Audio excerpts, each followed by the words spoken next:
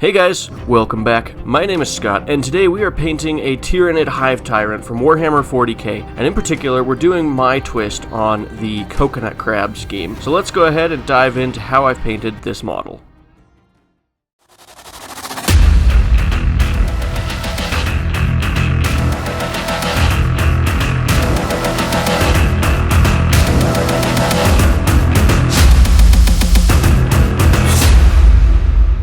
To get this model ready for painting, I've primed it using Wraithbone spray primer from Citadel. Now this does serve as the base color for the flesh on the Tyranid, so make sure that you get a good, even, smooth coverage.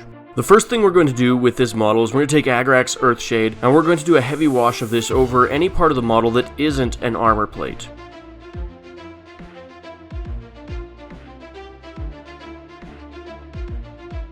Once that shade is dried, we're going to take Wraithbone and we're going to dry brush this heavily over the entire model.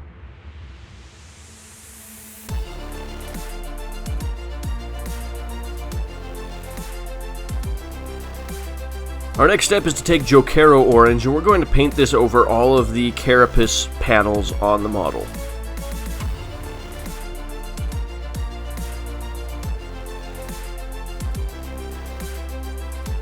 Next, we're going to take Trollslayer Orange and we're going to dry brush this over the edges of the orange panels that we painted in the previous step.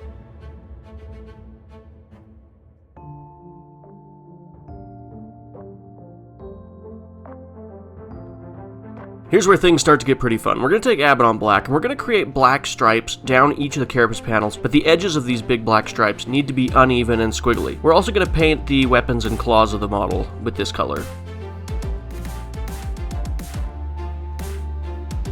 Once we've established that black stripe down the carapace, we're going to take Jokaero Orange, we're going to begin doing individual dots using this color, and we're going to place these in such a way that they blur the transition between the two colors a little bit. Once we're happy with the orange dots, we're going to do the same thing with Abaddon Black, but this time we're extending out onto the orange portions of the carapace.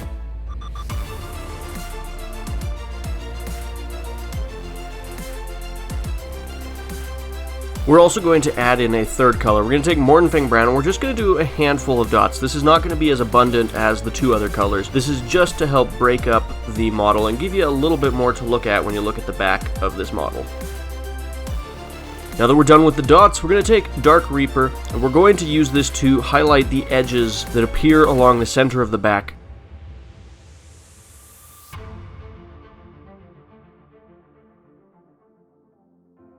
Now that we're done with the carapace, it's time to work on the weapons. We're going to take Skavenblight Dinge, we're going to start at the tip of the sword and paint this part of the way down the sword and claws of the model. But you're not going all the way to the base.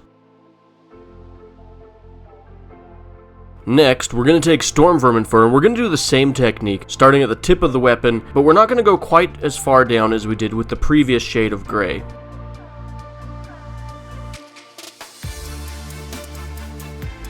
Once we're done with that, we're going to take Dawnstone and we're going to edge highlight just the ridges of the blade and claws on the model. And if we've done this right, we should start to see a bit of a transition from black up to this lighter gray color. Now that we've finished with the claws and blade, we're going to take Seraphim Sepia, we're going to water this down a little bit, and we're going to put this over the carapace on the model, as well as all of the gray and black parts that we painted in the last few steps.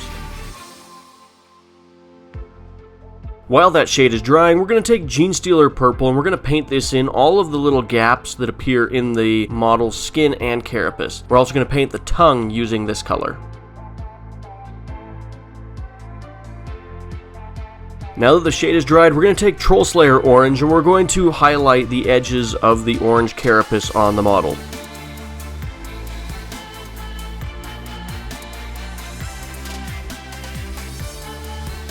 Now we're going to go back to the parts we painted with the Genestealer Purple before, and we're going to take Contrast Volupus Pink. We're going to water this down a little bit. We're going to use this to shade those parts of the model.